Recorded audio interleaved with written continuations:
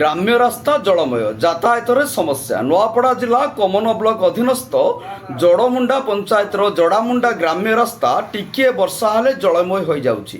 घरु बाहरिले रास्तार जमिथिबा पानी रे पसी यातायात करबाकू पड़ुछि। एही ग्राम रे रास्तार बहु गाँर लोक निर्भर करिथांती।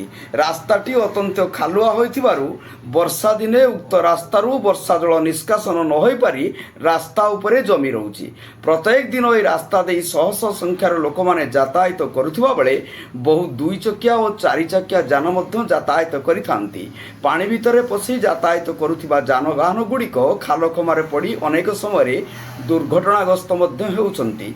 विशेष करी कमलमती स्कूल छात्र छात्री माने एही पानी भरा रास्तार यातायात करुथिबा बेले एथिरे पड़ी बही बस्तानी और पोशाक पत्र ओदा होउथिबार देखा जाइछि। रास्तार सबुबले पानी भर्ती रहुथिबारु एथिरे विभिन्न अलिया आवर्जना पड़ी पचिसड़ी दुर्गंधमय परिवेश सृष्टि करुछि। फल मशा माछी डांसक प्रादुर्भाव बढ़िबार लागिछि। बेले बेले पानी मध्यरे विषधर साप गुड़िक आसी रास्तार दुई पार्श्वर थिबा घर भितरे पशि जाउथिबार देखा जाइछि। सबु समय लोक माने पानी भितरे पशि यातायात करुथिबारु सेमानकु थंडा सर्दी ज्वर रे पीड़ित होइतिबा प्रकाश करिसंती।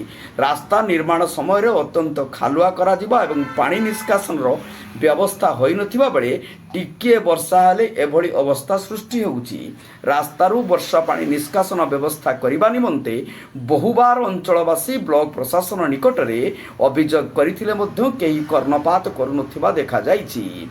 राज्य सरकार रास्ताघाटर उन्नति पाई विभिन्न योजना प्रस्तुत करिथांती।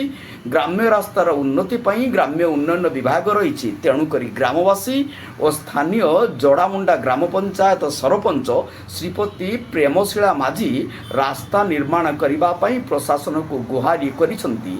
नुआपड़ारू परमेश्वर मेहरंको रिपोर्ट जनता एक्सप्रेस।